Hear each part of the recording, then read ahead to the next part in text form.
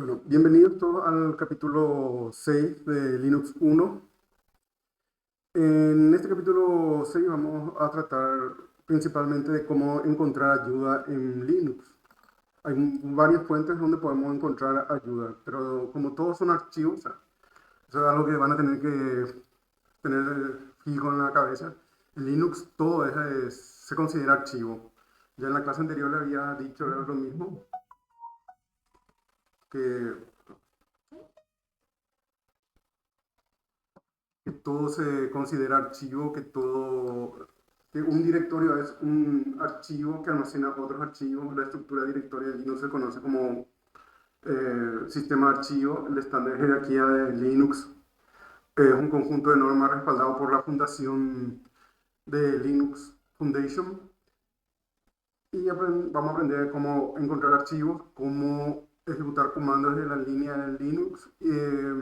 Cómo encontrar ayuda en Linux es muy importante porque supongamos que estamos dentro del data center, por más que tengamos internet disponible, estamos dentro de la consola de Linux y tener una pantalla, y supongamos tenemos una consola de Linux, un servidor de Linux que no tiene entorno gráfico, vamos a decirle, y necesitamos saber cómo ejecutar cierto comando porque no tenemos acceso desde la red externa, vamos a decirle desde afuera al data center, por un servidor crítico y solamente se puede acceder vía API o vía algún tipo de vía web, vamos a decirlo otra vez, o de otra forma también.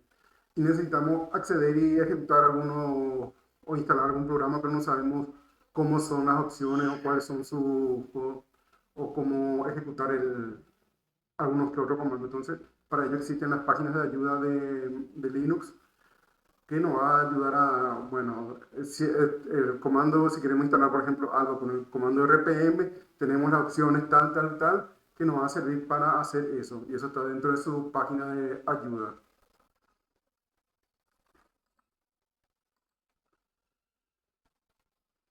La licencia de código abierto, vimos un poco ya a grandes rasgos lo que es la licencia de Linux.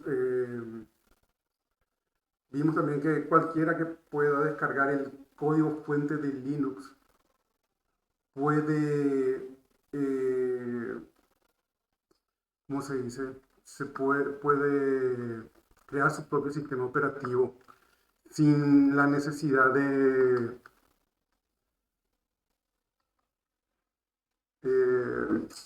o sea, uno puede customizar hasta el punto de decir, bueno, este es mi sistema operativo que yo lo creo a mi medida, a mi necesidad. Eso es algo bastante común y hay mucha gente que se dedica a hacer sistema operativo customizado en Linux para la necesidad de sus empresas. Entonces, no es nada raro que encuentren un sistema operativo en Linux que solamente ejecuta una interfaz web, ya que solamente necesita ese recurso. Y básicamente Linux fue a principio, a finales del 91, fue lanzado el kernel de Linux. Y luego de eso aparecieron las primeras distribuciones como el Slackware, Debian, después Slackware, una nueva versión de Slackware, vamos a decir, SUSE y Red Hat prácticamente vieron la luz al mismo tiempo. Después cada una se fue separando así hasta que en Linux se le dice que es un fork de Debian. Entonces Ubuntu es un fork de Debian, pero ya desde ese punto ya es una distribución que tiene algunas similitudes con Debian, conserva, por ejemplo, el sistema de gestión de paquetes para administración, instalación de paquetes, lo mismo que Linux Mint. Raspbian también usa los mismos gestores como decir, los mismos gestores de paquetes para instalar. Todo lo que es OpenSUSE o Slackware Slackware no estoy muy seguro si usa el Aptitude, que es el que usa SUSE. Después tenemos la versión de Red Hat que usa el RPM. SUSE también usa el RPM. El RPM se trató de hacerlo como un estándar, pero Debian tiene su propio gestor que es el DPKG. Entonces, esa es una gran diferencia entre estas versiones. Red Hat está Scientific Linux, CentOS OS, después cambió otra vez, Fedora Core y Fedora no me quedó después. Son distribuciones basadas en Red Hat. Red Hat a finales o a principios del 2000, entre el 2001 hasta el 2002, mediados finales del 2002, empezó a ser comercial. No sé, no es que se compra una licencia, sino que ciertos, ¿cómo decirle? Pasó a ser enterprise. Entonces se empezó a cobrar por las suscripciones. Uno se suscribía para tener ayuda de un profesional en Red Hat, alguien que era un architect, engineer o algún desarrollador que esté 100% trabajando en Red Hat.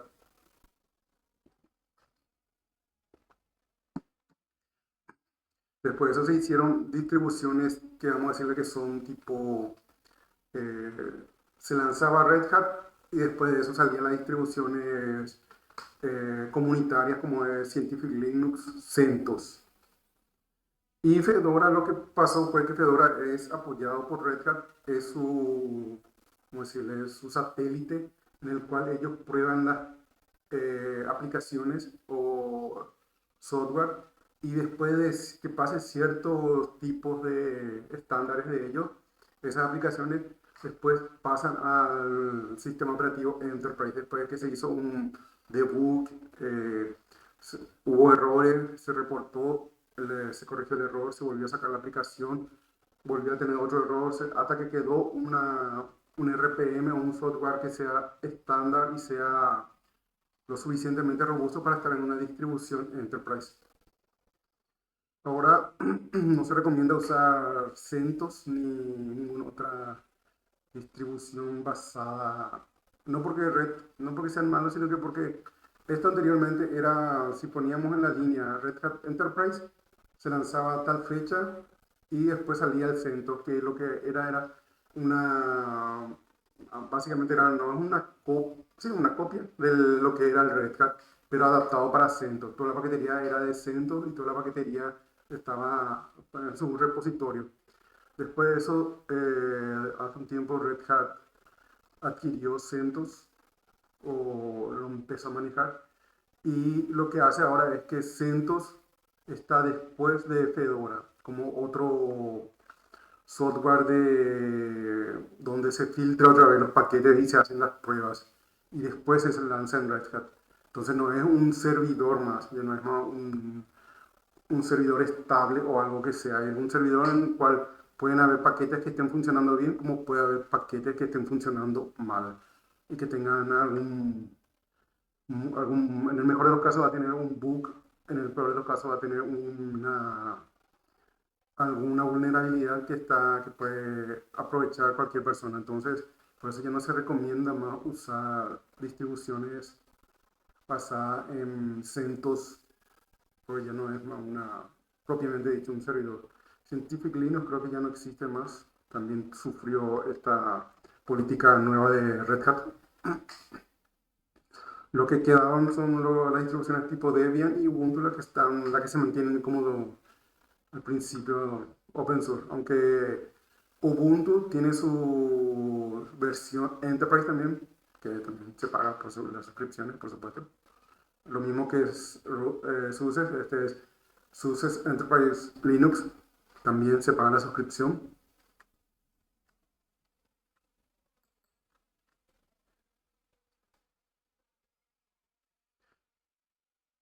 La, vamos a hacer, acá dice sistema de archivos, el file, el system o el estándar de file system es un estándar que trata de que los directorios, o sea, si uno está trabajando en Debian hoy y mañana tiene que ir a trabajar en un SUSE o en otro tipo de distribución de Linux, no tenga ese problema de que se va y no encuentra el directorio var, porque eso es un estándar en Linux. Eh, lo que sí puede variar son algunos comandos. Como le digo, la mayoría de las veces los comandos que varían son los comandos de gestión de paquetes, ya sea para instalar, para descargar paquetes de internet desde línea de comando, por ejemplo, el comando que se usa en Debian, Ubuntu, Linux Mint y todo lo que sea derivado de Debian es el apt get update, apt get upgrade para actualizar, apt install para instalar. Esa es la forma que se usa.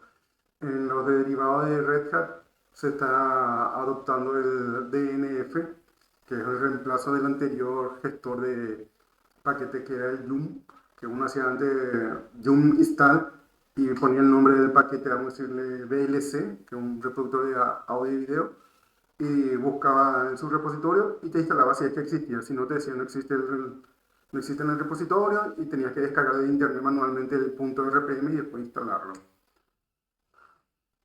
Eso es lo que usualmente varía entre los sistemas de archivo, entre las distribuciones Linux. Después el resto se queda el barra bit, el barra boot, el barra lib64, el barra opt, el barra tmp. Eso va a existir. La barra como file system principal siempre va a ser la misma.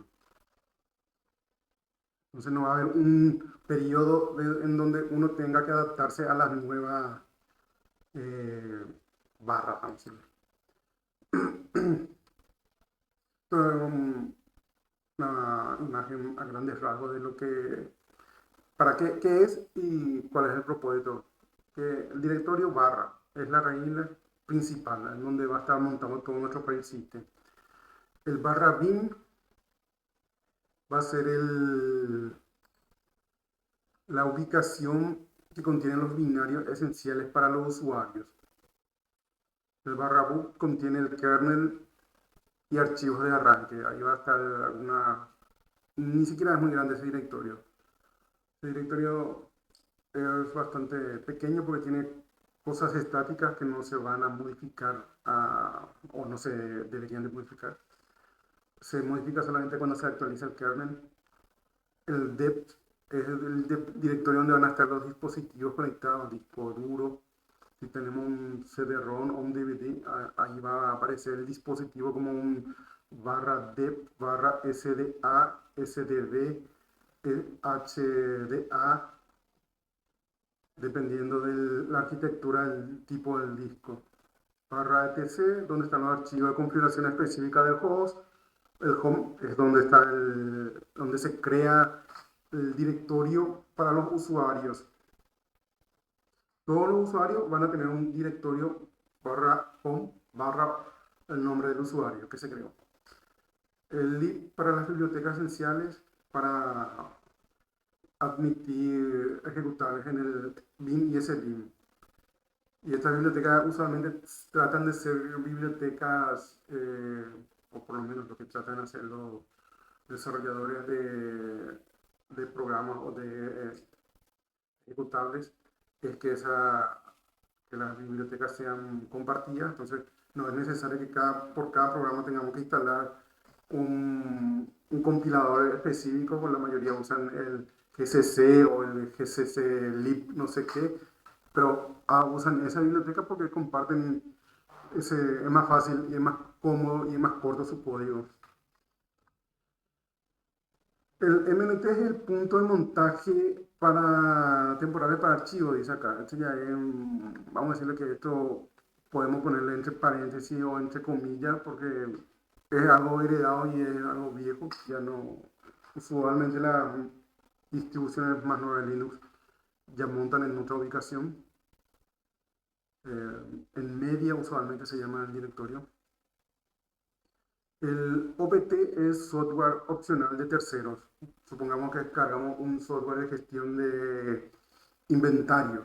Eso no es un software que va a venir instalado o va a estar disponible en una biblioteca o en un repositorio de alguna distribución de Linux. Es un software que va a estar en una página Puede que sea open source o puede que sea pagado porque tienen una licencia y pueden instalar en Linux, cargándole solamente la licencia después. Entonces, usualmente lo que se recomienda es instalar en este directorio para que se sepa que es un software opcional de tercero. Después pueden gestionar después ustedes si es que quieren instalar en otro directorio o si, por ejemplo, el software requiere que esté en un directorio específico. Eso ya es dependiendo del software. Después tenemos el directorio barra root, que es para el usuario root. Básicamente eso. Es el directorio de inicio de sesión del root. En distribuciones viejas Linux no van a encontrar este barra root. Ya está barra home root anteriormente. Después, por motivo de seguridad y varias cosas, se sacó y está aquí. Y eso ya está hace un buen tiempo ya.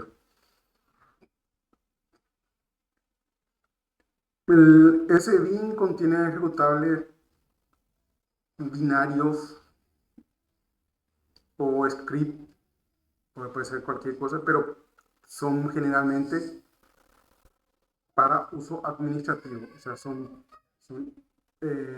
programas o ejecutables binarios que solamente un usuario privilegiado va a poder ejecutar. No es lo mismo de lo que están en el SBIN. El SRV puede contener datos proporcionados por el servicio del sistema, puede, a veces está vacío. El TMP, archivos temporales, no hay mucho que decir acá, solamente son archivos temporales que crea el sistema. Después tenemos el UCR, la raíz jerárquica del sistema archivo. Después ya estamos los subdirectorios, podemos ir hasta 3 más. Después lo que van a tener que tener en cuenta es que las nuevas distribuciones Linux, las nuevas, este UCR lib, SBIN y algunas otras más, estas principales, hace alusión a lo que es ahora o lo que era anteriormente barra bin.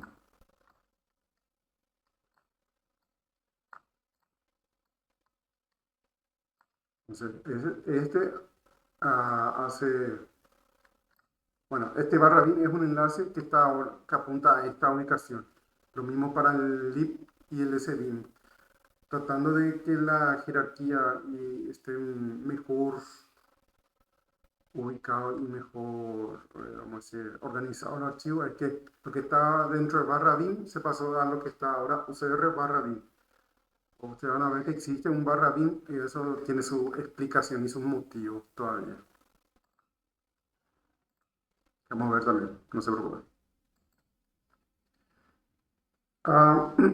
Bueno, hasta la fecha de que se desarrolló, o se hizo este manual, por lo menos no se ha lanzado ninguna versión nueva de la estándar de jerarquía de archivos.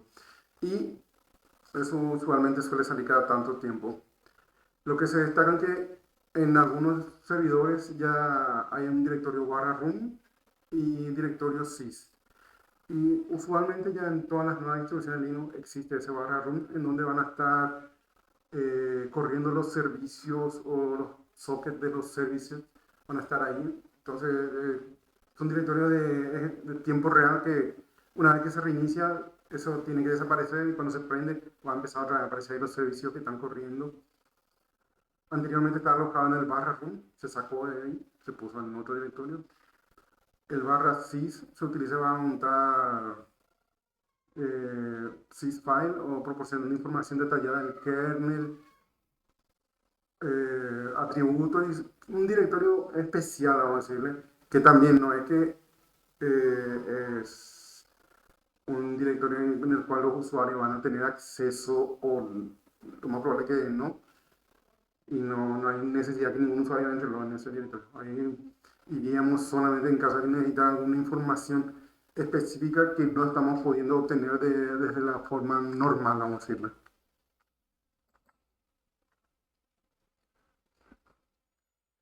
Lo que les comentaba hace rato, de que el directorio barra bin, sbin y lib pasaron a ser enlaces simbólicos que ahora están contenidos dentro del UCR.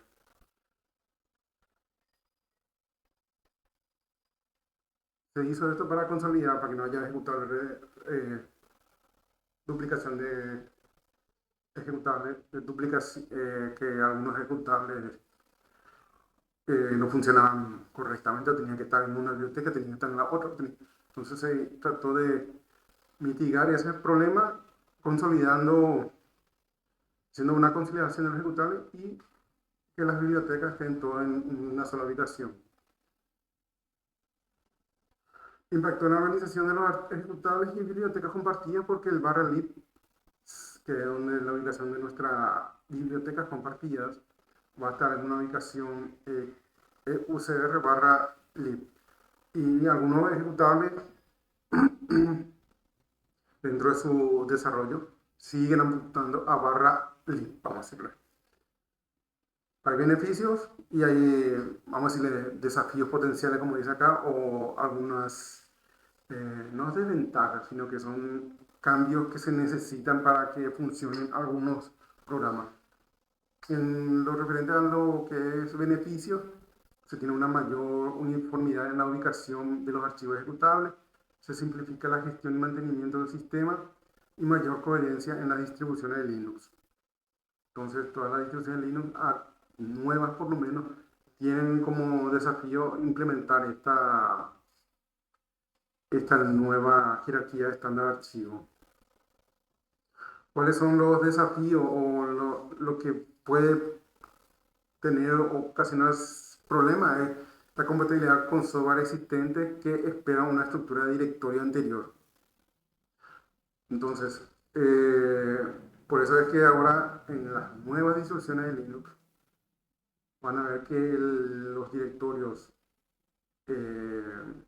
lib, sbin y lib son enlaces simbólicos que están creados en la raíz para que los programas o software que buscan esa ruta funcionen.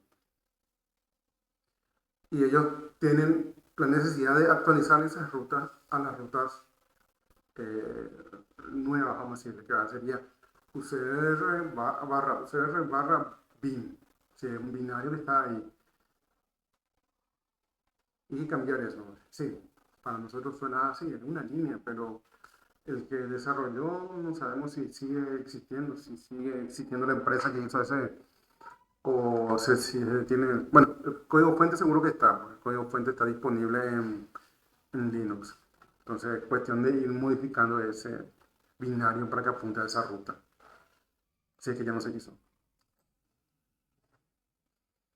Categoría de los directorios según el FHS o el File System. Están los directorios que son compartibles y los que no son compartibles. Los archivos que son searchables o compartibles son archivos que se pueden compartirse entre hosts. Por ejemplo, podemos tener un servidor de web y necesitamos levantar esa página web en otro servidor.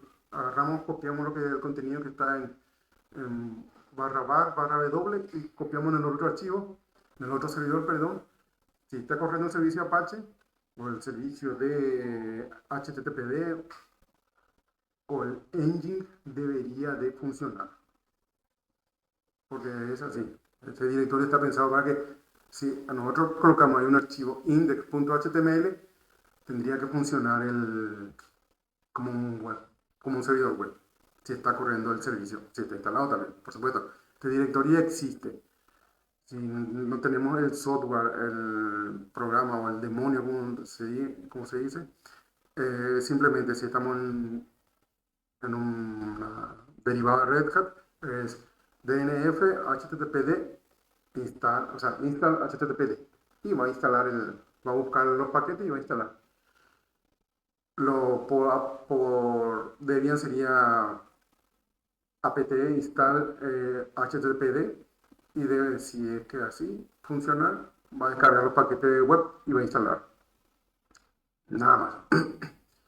Los archivos que no se pueden compartir entre hosts son el barra room, book, como ejemplo del room. ¿Por qué? Porque el room es archivo de .service, o sea, Si yo tengo corriendo el servicio de Apache, dentro del barra room o el room va a estar un archivo que se llama httpd.service y entre paréntesis o va a tener un número que es el número de su PID o Process ID, que, que eso no vas a agarrar, o no vamos a agarrar nosotros y vamos a copiar al otro servidor porque puede variar el número, puede ser que antes de que levante la página levantó otra cosa y este número ya está asignado, entonces no se puede copiar eso. Entre lo que es variable y estático, el estático son archivos que generalmente no cambian. Por ejemplo, páginas de ayuda, páginas de información o documentación que va a estar usualmente en user shared info, user shared doc. Y variable van a ser el ejemplo a archivos que cambian durante la ejecución del programa. Ya tenemos el barra bar, room. Eh, otro ejemplo también podría ser barra log, el bar log, que va a variar según alguien esté usando un archivo. Por ejemplo, yo estoy accediendo a una página web del sistema local ahí de la empresa y va a haber un archivo que se va a llamar barra bar, barra log, barra httpd, barra access log, donde va a estar la cabecera o con algunos datos de la, del acceso que hubo que yo hice a la página. O sea, si yo escribí www tal cosa, me conecté, va a aparecer que yo me conecté al sitio web. Con alguna información, si hubo una respuesta HTTP 200, HTTP 404, eso ya son respuestas del propio patch, pero va a haber eso en el log.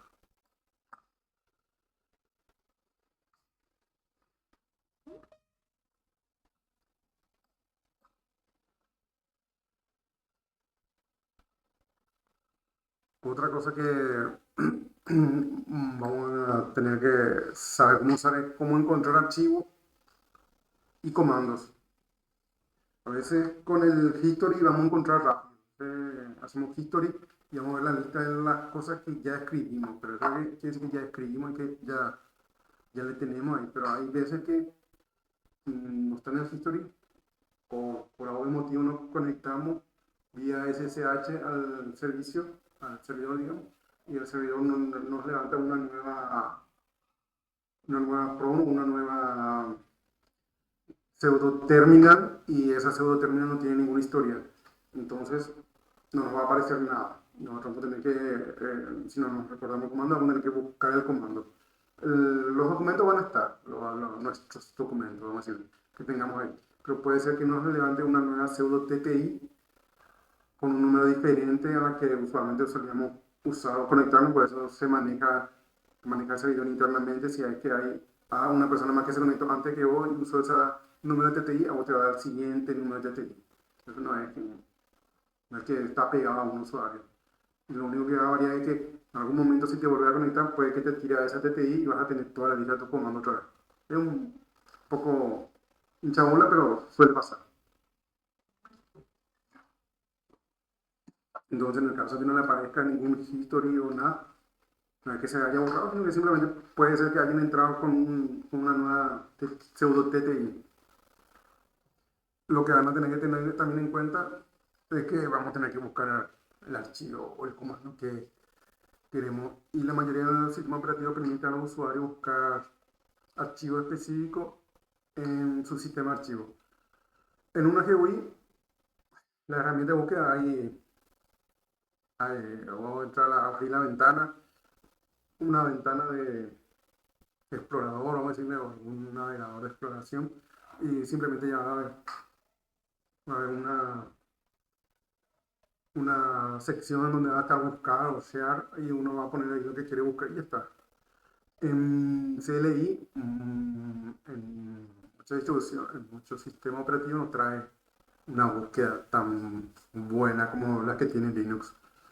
Linux trae dos comandos muy potentes. El comando locale como el comando fin. En referente a los comandos fin, van a encontrar sí o sí. Sí o sí, este comando van a encontrar.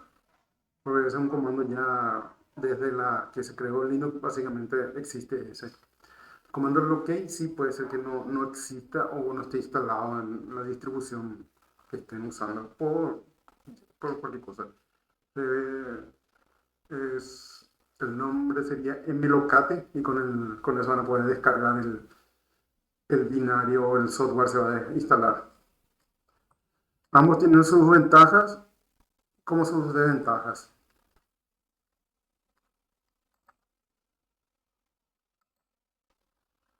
Si, si hablamos de una ventaja del comando locate, eh, vamos a ver que el comando locate es una herramienta de búsqueda rápida, pero potencialmente desactualizada, tanto en sistemas Unix y Linux. Eso se debe a que su velocidad se proviene a que los comandos se almacenan en una base de datos que contiene la ubicación de todos los archivos que están en el sistema operativo, lo que hace más rápido la búsqueda.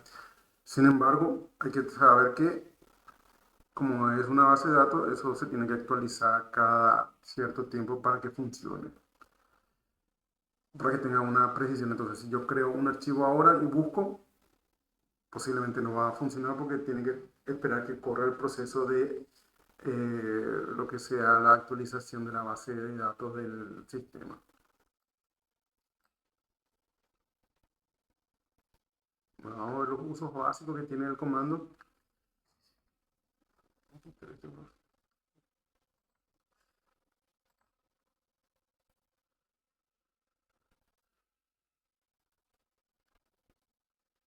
El uso básico del comando, la sintaxis es fácil. Si está instalado es locate.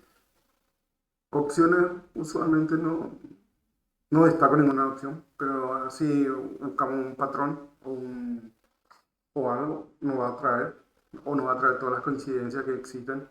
Cuanto mejor sea nuestro patrón de búsqueda, como siempre va a ser mejor. Por ejemplo, si ejecutamos el buscar el path.wd, simplemente ejecutamos locate path.wd, esto devolverá una lista de todo lo que contengan eso, que sería algo así. Locate path.wd y todo esto nos va a aparecer en la salida. Puede ser más, puede ser menos, eso ya depende de la distribución de Linux. Podemos tener varias entradas que tengan ese patrón, vamos a decirle. Todo lo que coincida con ese patrón va a aparecer acá. Entonces, por ejemplo, este hpathwd que tiene que ver, pero tiene el pathwd que está dentro del patrón.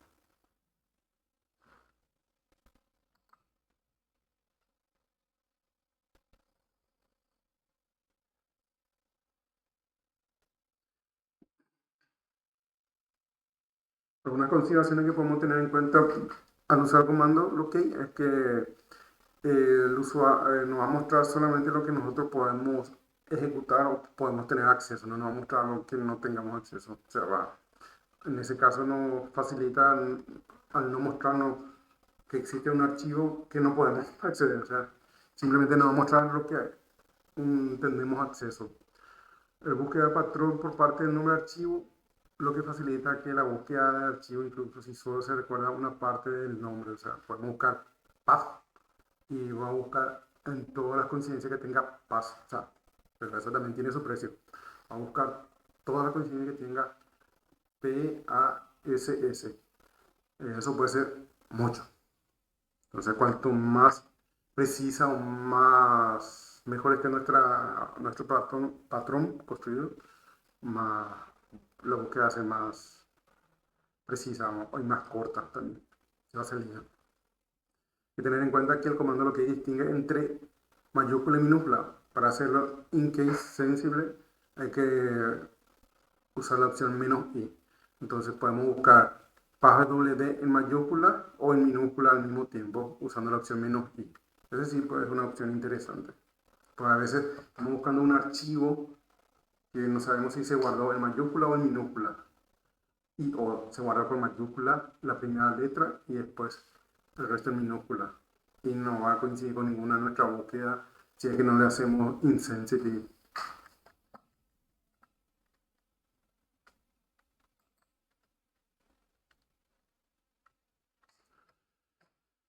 La actualización de la base de datos, el funcionamiento eficiente de lo que se debe y de una base de datos. Esto se ejecuta en dos momentos, se ejecuta. Para serles sincero, acá dice que se ejecuta en un momento. Pero se puede actualizar la base de datos mediante el comando updatedb. Normalmente esto se ejecuta automáticamente todos los días mediante el comando cron en un horario específico. Supongamos que, no sé, por algún motivo creamos un archivo, guardamos y apagamos el equipo. Entonces, ¿qué va a pasar? El Chrome se debería haber corrido a tal hora. Y si yo prendo el equipo, ya no es más esa hora, ya es el día siguiente. Entonces, lo que pasa es que ya se ejecuta el comando al iniciar, se actualiza al iniciarse en el computador. Entonces, en ese momento también se actualiza el, la base de datos del Chrome.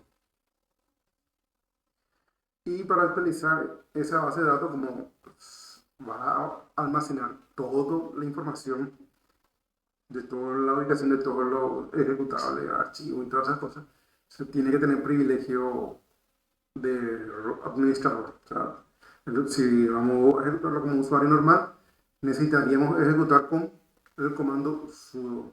Si estamos como root, simplemente ejecutamos updatedb y ya debería de funcionar.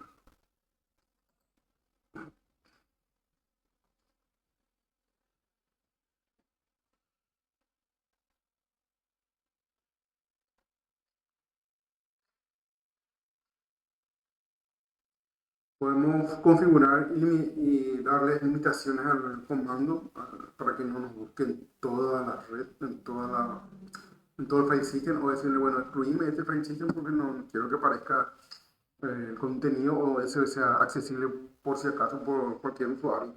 Entonces le podemos decir, para eso está el archivo que está ubicado en el directorio barra etc barra updatedb.conf. En este archivo nosotros podemos especificar nombre, ruta o sistemas de archivos que deseemos excluir de la búsqueda.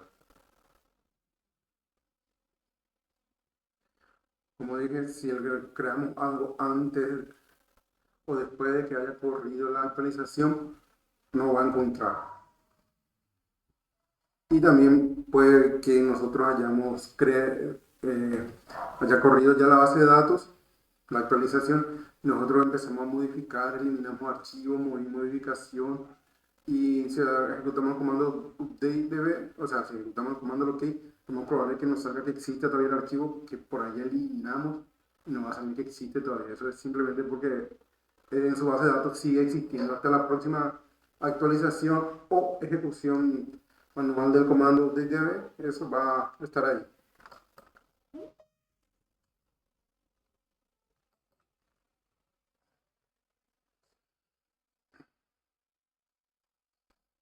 En el siguiente ejemplo se muestra más o menos lo que ocurre cuando uno crea un archivo y después hace un bloqueo. Básicamente se creó un archivo con el comando touch, después se hizo un bloqueo y no encontró el archivo lost file.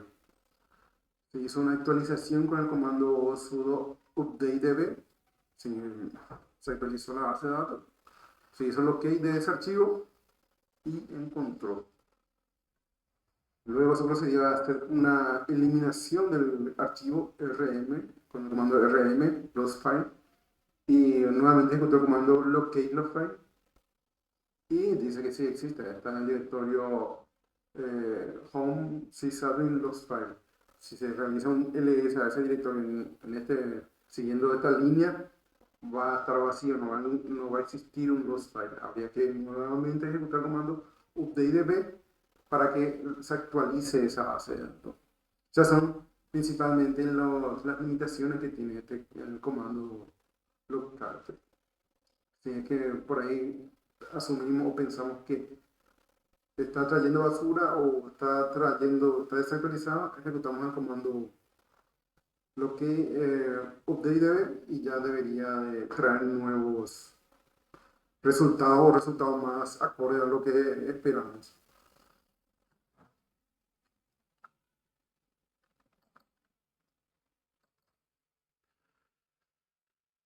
El comando find es un comando muy poderosa. Está,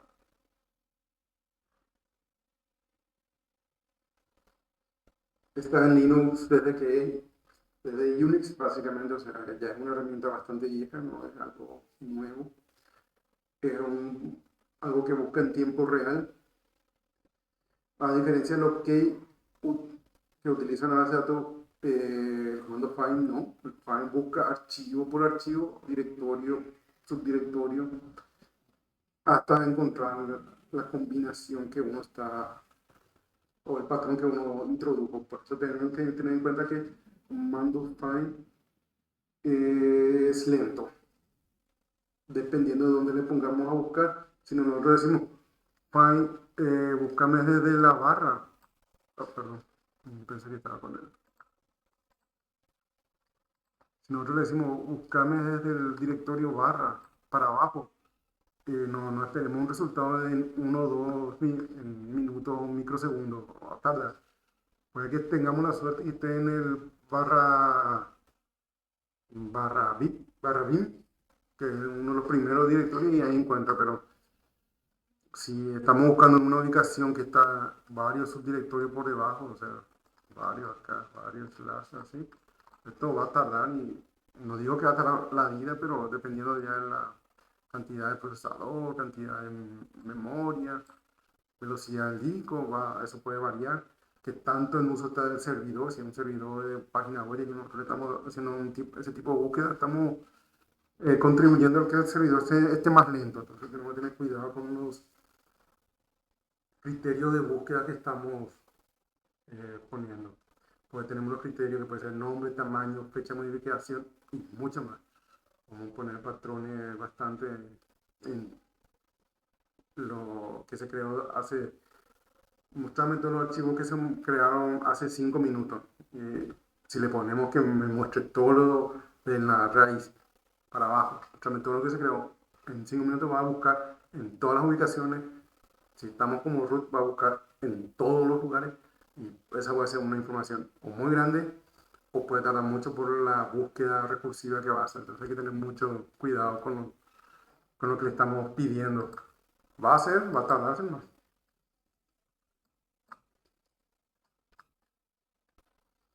El uso básico o la sintaxis básica que vamos a poner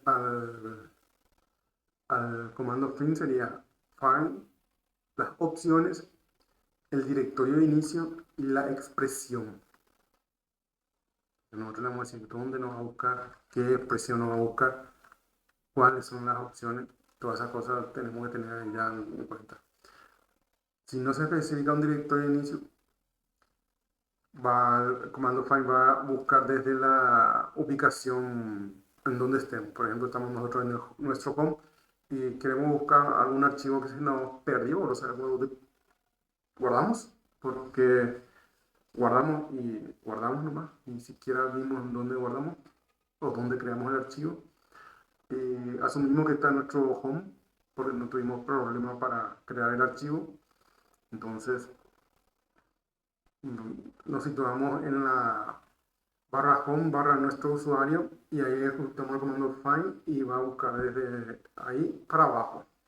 No va a ser una búsqueda muy larga, no va a ser muy pesada. Si no le ponemos una expresión con 2 letras, no esperemos que nos traiga un resultado corto. Va a buscar muchas expresiones que va a coincidir. Siempre digo que esta construcción de alguna búsqueda, alguna expresión regular, tenemos que tratar de que sea el patrón sea lo más cercano a lo que estamos buscando para que sea más rápido y eficiente. No la palabra completa, pero por lo menos 4 palabras o, o si vamos a buscar por fecha, por tamaño o por fecha de creación, tratar de ser lo más preciso en lo que estamos buscando. En los ejemplos que se muestran, vamos a ver que se busca por nombre utilizando la opción "-name" para facilitar la localización del archivo. Entonces, ahí te estamos diciendo find el punto "-name downloads". no encuentro nada. Y después menos name, downloads, ahí sí encontró algo. O sea, tiene que ser un patrón más o menos completo. O sea, no hay nada que coincida con este patrón. Con este patrón download, sí. Ahora sí, estamos buscando una palabra completa, tenemos que asegurarnos que escribimos bien. Y podemos usar, eh, ¿cómo se dice? Comodines. Como ven, en este caso, el punto simboliza que estamos buscando en esta ubicación, en el home del directory del usuario sysadmin. El file-name, se puede usar las comillas simples. Y aquí downloads y documents, porque son los dos que coincidieron con este patrón do. Entonces, esta es la forma más básica, vamos a decirle, del file. Hay, hay mucho más.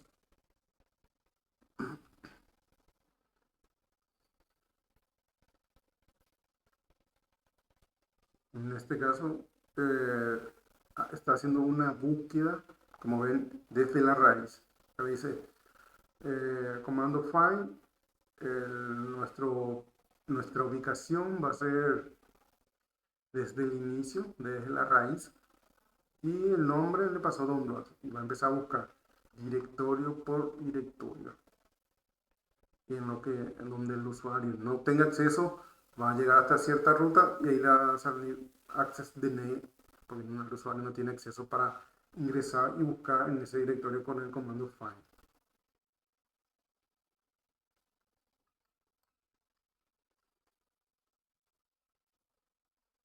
Estos son algunos de los criterios más utilizados a la hora de hacer una búsqueda con el comando find. Tenemos el -inName lost find, búsqueda insensible, mayúscula, minúscula por nombre. El menos o el guión mtime -3, los archivos modificados hace menos de 3 días. Entonces nosotros estamos buscando, puede que nuestro file system sea muy grande, en la ubicación donde estamos buscando es bastante variada. No tenemos seguramente un nombre o no tenemos un nombre, pero sabemos que necesitamos buscar todo lo que se modificó en los últimos 3 días. Porque si supongamos que estamos volviendo el lunes, ocurrió algún evento y en teoría nadie debería haber modificado ese archivo desde el viernes hasta esa hora, entonces se busca el último día hasta eso, cuál fue el que se modificó. Por ejemplo, el mmin -10, archivo modificado hace menos de 10 minutos,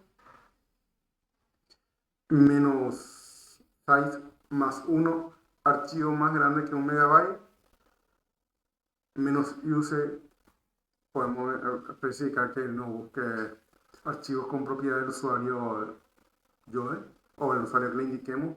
Entonces nos va a buscar todos los usuarios que fueron creados por ese usuario en particular.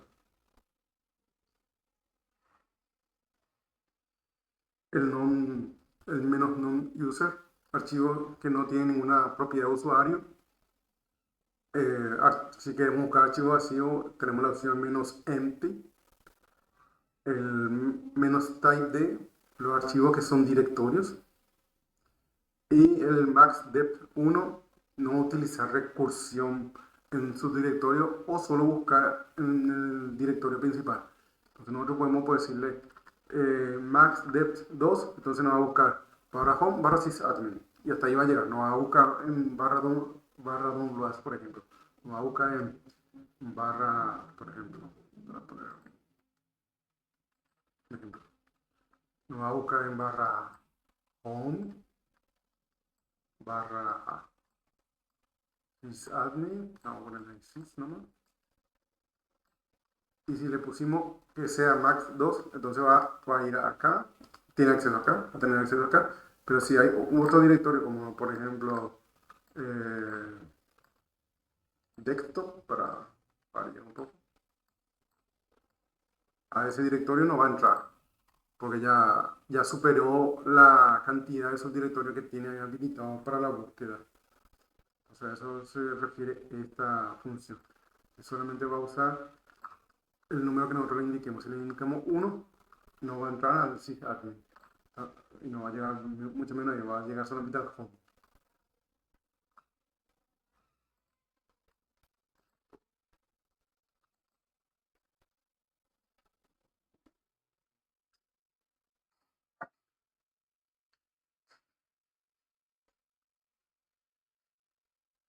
Pues tenemos las opciones y criterios de búsqueda comando find. El find, perdón, ofrece una amplia variedad de opciones y criterios para refinar la búsqueda. Realmente es un comando bastante potente.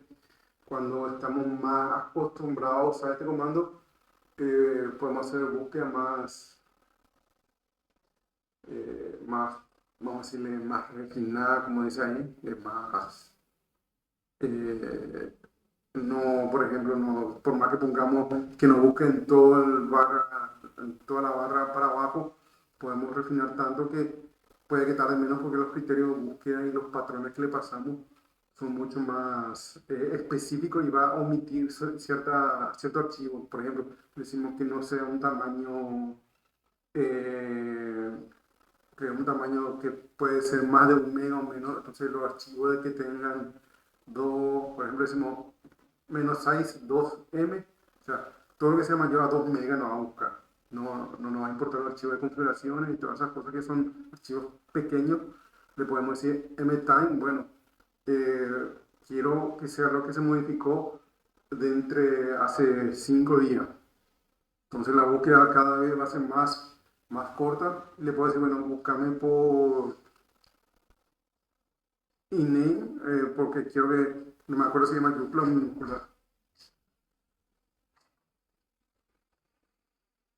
También podemos validar por el usuario que queremos que busque, o sea, queremos que nos busque por cierto usuario, no le podemos decir el usuario, pero por ahí necesitamos que sea todos los usuarios, ¿sabes? Pero hay ya criterio que cada uno va a ir definiendo de acuerdo a su necesidad.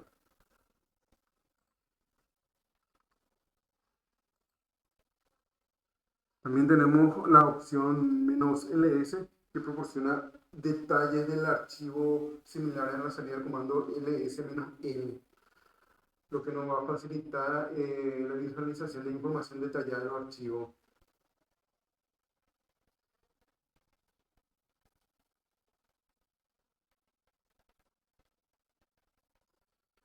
Y habla de que podemos utilizar una instrucción, o sea, podemos agregarle un exec. Lo que hace eso es ejecutar un comando dentro del fin. Por ejemplo, estamos buscando archivos de log o archivos temporales que no se eliminan por más que sean temporales, por más que supongamos que son temporales, pero que se deberían reiniciar el equipo para que se eliminen, o simplemente no se eliminó porque no funciona adecuadamente el proceso de eliminación de temporales, vamos a decirlo. Entonces, la opción es reiniciar el servidor o eliminar ese archivo. Entonces, lo que se hace usualmente es se hace un find con una opción "-size". Le decimos cuánto va a ser el tamaño del archivo que estamos buscando aproximadamente, un m mtime, que le decimos archivo de qué fecha más o menos son lo que queremos eh, eliminar.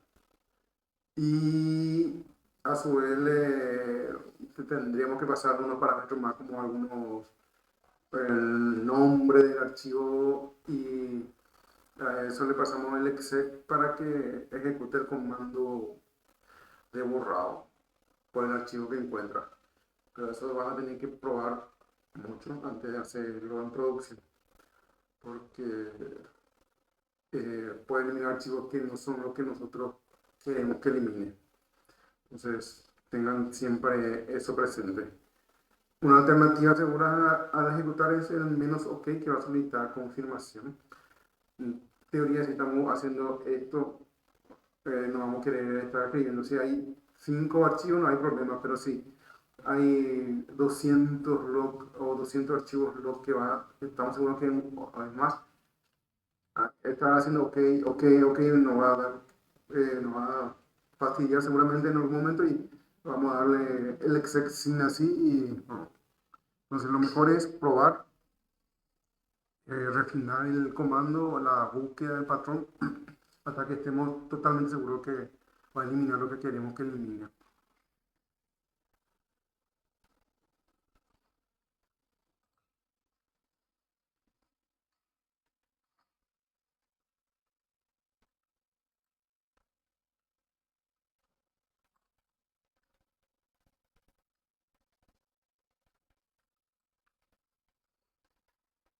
Aquí como ven está haciendo una búsqueda.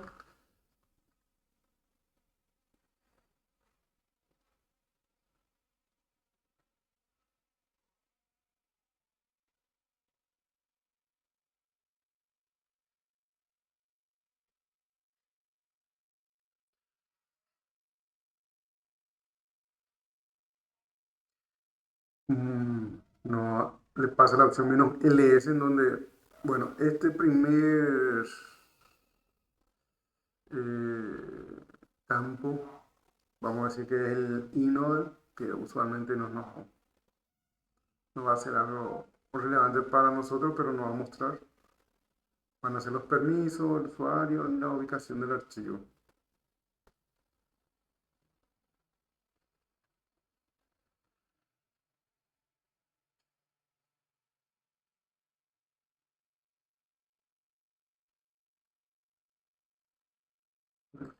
Aquí creo que está el exec. Bueno, en este caso está haciendo casi la misma búsqueda, pero lo que le pasa es por el comando de sec, el ls menos l, que también se puede hacer. O sea, podemos hacer un find menos ls que nos va a traer, pero en este caso le estaba diciendo que me busque esto y cuando me encuentre esto que me haga un ls y esto lo que significa es que le estamos pasando como argumento. Entonces, todo lo que le está pasando es como argumento y nos va a mostrar el ls de ese directorio. No, en este caso, básicamente para este ejemplo simplemente teníamos que haber hecho un ls barra documents, ya está, pero bueno, supongamos que estamos buscando un directorio y queremos que después nos liste el directorio del directorio, digamos.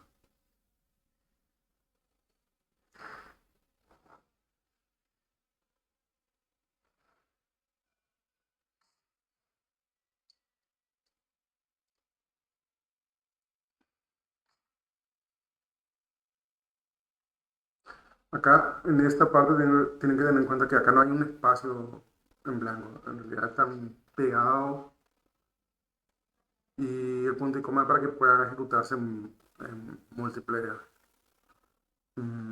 ¿cómo se dice? Múltiples comandos en serie.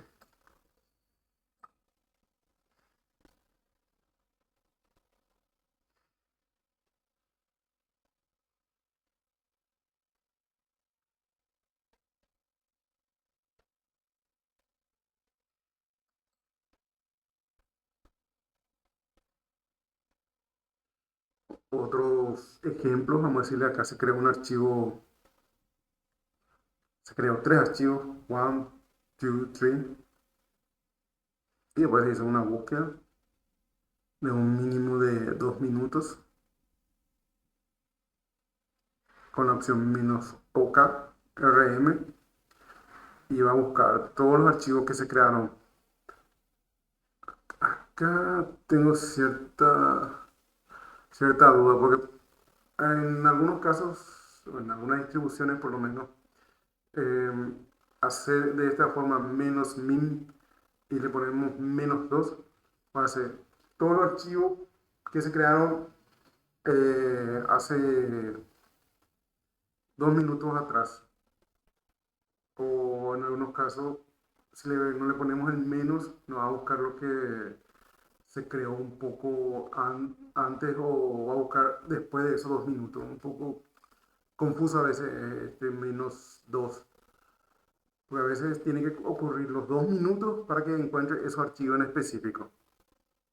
Por ejemplo, si nosotros creamos esto ahora mismo y después le damos este comando, eh, va a buscar y no va a encontrar porque no hay ningún archivo que se haya creado hace 2 minutos.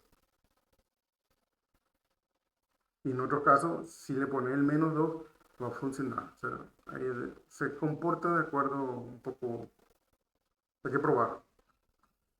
Me acuerdo que tuve un problema ahí, porque una vez me pasó que no encontraba el archivo, por más que ya pasó los 2 minutos, que le puse así de ejemplo, y dependiendo si le ponía menos, me traía, y si no le ponía menos, tenía que pasar 2 minutos y ahí traía. Entonces uno es antes de 2 minutos y creo que la otra opción es después de 2 minutos. Todos los archivos que se crearon hace después de 2 minutos. Un poquito para que tengan en cuenta nomás. Entonces esto va a crear, o sea, no va a crear, va a buscar los archivos, encuentra y va a preguntar si queremos eliminar. Entonces, bueno, que no estoy usando un exec.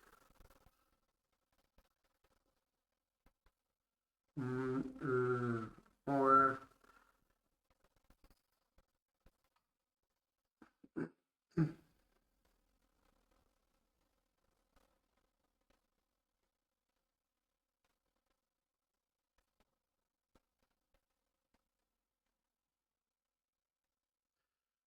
Bueno, tengan en cuenta que cuando ejecutan RM traten de no usar el exec. Si se dan cuenta, acá en la primera línea ocurrió algo interesante. En esta primera línea, ¿qué creen ustedes que está tratando de eliminar el comando RM?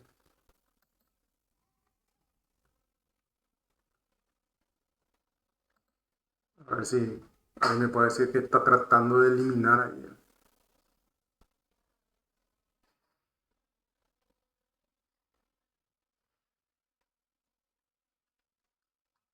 Toda la barra, pues. No, él está tratando de eliminar el directorio actual. Está tratando de eliminar, si esto se creó, el directorio actual sería barra home barra sysadmin. Eso es lo que está tratando de hacer RM como primer argumento. El punto, siempre tengan en cuenta que cuando aparece un punto en algún comando de Linux, es porque lo que está tratando es la ubicación actual donde estamos. Si son 2 puntos, es la ubicación superior. Entonces, cuando nosotros hacemos usualmente cd punto punto, le estamos diciendo al Linux realmente, ejecutame cd y estos 2 puntos indica que vamos a irnos arriba. Si hacemos cd y no indicamos punto, o si no indicamos nada, en algunas distribuciones de Linux nos envía a nuestro home. En otra distribución de Linux nos va a decir que no funciona, que debemos pasar algún argumento. Y ese argumento puede ser download o otra ubicación barra tnp barra algo. O si le indicamos punto, nos va a llevar al mismo lugar. Eso significa el punto. Entonces, si nosotros ejecutamos con el exec, puede, puede inclusive eliminar el archivo porque va a tratar de hacer esto. Entonces, siempre tengan en cuenta que con RM, cuando le estamos pasando esto, no usar el exec para ese cometido. Y mucho menos ejecutarlo como root. Porque como root va. Si no está la opción menos OK, lo más probable es que elimine sin pestañear. Entonces, son consideraciones que tenemos que tener a veces para cuando ejecutamos un comando. Por eso siempre que antes de ejecutar un comando, lo más importante es leer su documentación. Si no tenemos acceso a internet para buscar, podemos ver desde la página de ayuda del mismo Linux, que es lo que vamos a ver ahora.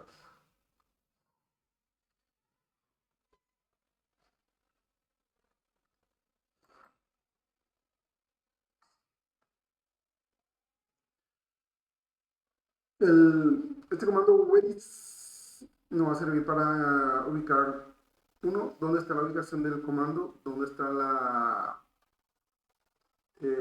los archivos de, ¿cuál fue el nombre? Acá está. Estos archivos son las páginas manuales. Hay dos porque ahí está el comando man y el comando info. Ambos son comandos de ayuda. Vamos a ver eso más adelante. Entonces ahí, en esas ubicaciones van a estar y por lo general siempre va a estar en formato GZ, que es un formato de compresión. Entonces, no es que nosotros podemos copiar esta otra ubicación y descomprimir y vamos a tener todas las páginas manuales en otra ubicación. No es necesario, es bueno si es que necesitamos saber dónde está ubicado el comando grep. O si no es el comando grep, es un comando algo que instalamos y queremos ver dónde instaló, usamos where is, nos va a decir la ubicación. Si tiene una página de ayuda para MAM, nos va a salir. Si tiene una página de ayuda para info, nos va a aparecer. Puede que no tenga para MAM, pero si tiene para info, puede que tenga solamente para MAM y no para info. Son porque por ahí que queremos hacer info grep y no nos funciona, o info el comando que instalamos y no nos funciona, y puede ser que no exista. O si hacemos un man al comando y no existe, puede que no existe una página para MAM, pero sí para info. Entonces, cuando les surja esa duda de que no saben si es que tiene MAM o tiene info, o puede que no tenga ninguno de los dos, pues porque el que hizo no se tomó la molestia de hacer una página de ayuda.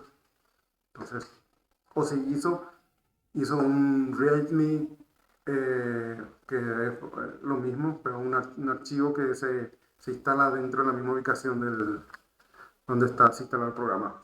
Puede ser también.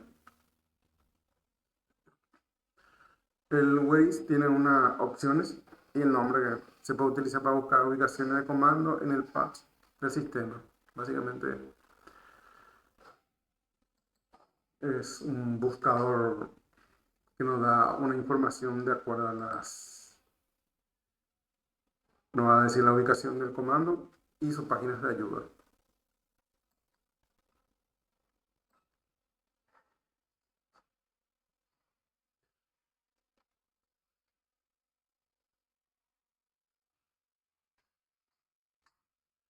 Las opciones del comando Waze podemos encontrar las tres principales que son la "-b", que es un buscar binario, "-m", buscar página de manual y "-s", buscar archivo fuente. Esto en caso que el que estemos instalando tenga alguna, puede que no todos, pero algunos traen su código fuente sin compilar, vamos a decir, en un texto, en un script, vamos a decirlo, y ahí pueden uno va a ir mirando y buscar si es que quiere hacer alguna modificación o quiere mirar cómo está desarrollado o creado esa página.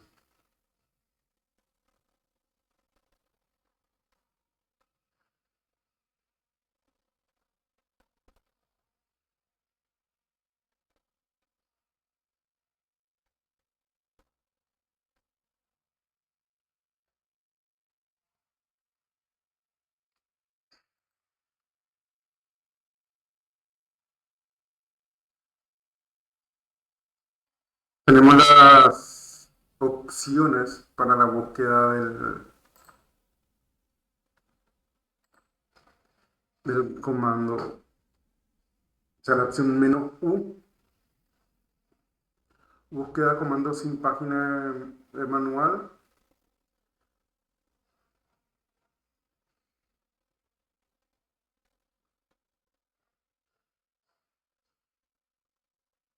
Básicamente nos sirve para,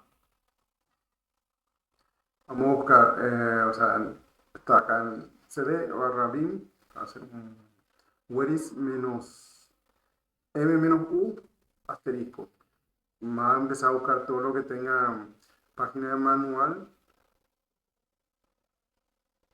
y nos va a mostrar todos los comandos que tienen eso, una página de manual para que uno pueda ver, acceder, no sé, para realmente con la opción del Wiz ya uno ya sabe si tiene un manual. ¿No? Pero a veces en el caso específico que queremos buscar todo.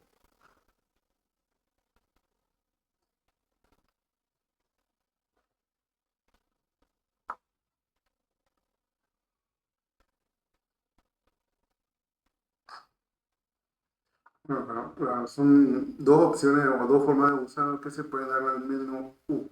Uno es para buscar los comandos que tienen o más de una página de manual, o si tienen o no una página. La otra es para identificar los comandos que no tienen página de manual. Entonces, con esa opción menos U vamos a ver si es que el comando tiene o no.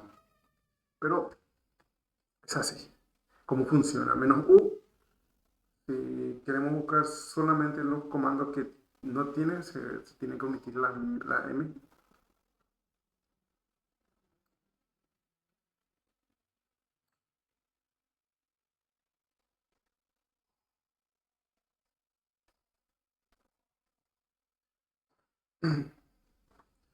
En ocasiones el comando Waze puede devolver múltiples resultados para un comando específico. Eso se debe a que en algunas ocasiones en Linux había dos corrientes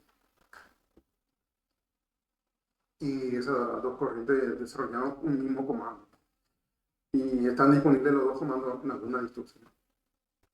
Usualmente eso ocurre en las distribuciones más viejas de Linux, en donde por ejemplo podemos hacer un wish ls y nos va a aparecer que hay dos ls y entonces necesitamos saber cuál es el que se está ejecutando. Entonces se puede hacer el comando eh, which que nos va a identificar cuál es el comando que nosotros realmente estamos ejecutando, ya que si el where is nos devolvió dos ls, ¿cuál de los dos ls es el que yo estoy usando?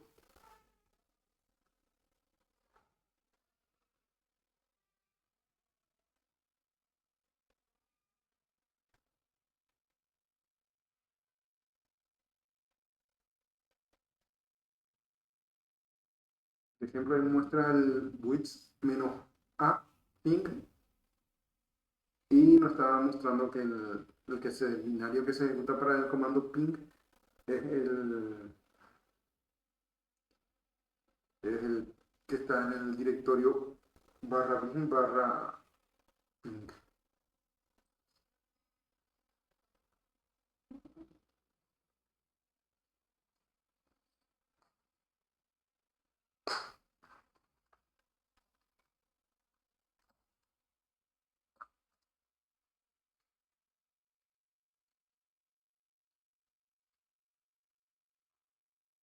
El comando type sirve para identificar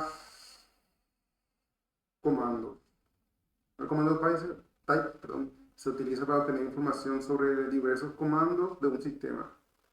La sintaxis es comando, opciones, nombre. También nos sirve para identificar lo que está integrado con el shell, con si algunos archivos, si algunos comandos tienen archivos específicos. También nos puede buscar la ruta de un comando en particular. También podemos identificar los alias, que a veces, por ejemplo, no es útil cuando queremos ver eh, si el comando tiene algún alias o si el comando que estamos ejecutando está con un alias. Con la opción "-t" de type podemos permitir la única palabra que describe el tipo de comando.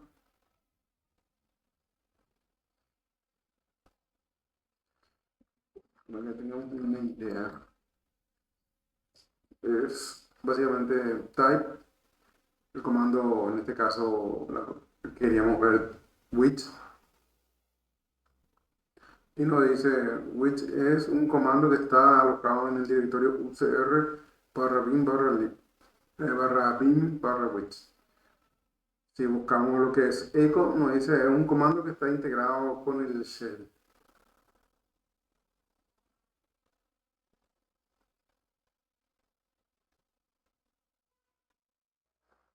-a para el comando echo nos dice que es un comando que está integrado al shell, pero a su vez también hay un binario que se llama echo, que está en la ubicación /bin /echo. /bin /echo, sí.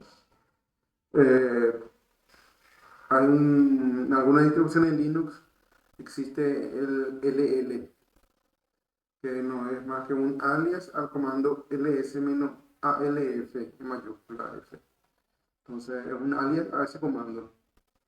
Si nosotros hacemos un tag al comando ls, lo más probable y lo que ocurre en la mayoría de las distribuciones no de Linux es que va a decir que es un alias al comando ls auto, color auto, que es la forma, vamos a decir, más intuitiva que podemos tener para ver el comando, la salida del comando ls, porque es más fácil identificar con los colores, a veces si es un archivo regular, si es un archivo que tiene propiedades de ejecución o si es un directorio. Con los colores no es más fácil.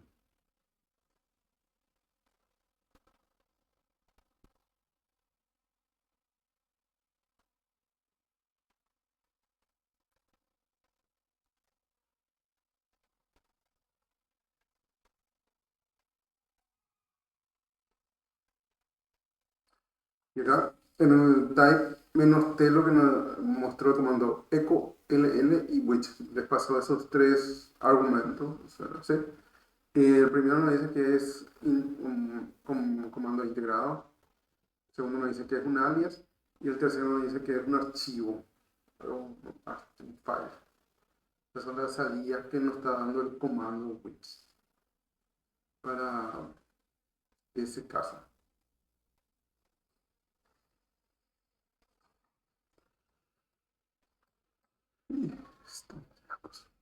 Bueno, estamos al... digamos, ¿tienen alguna duda, consulta de la presentación del capítulo 6? Encontrar archivos.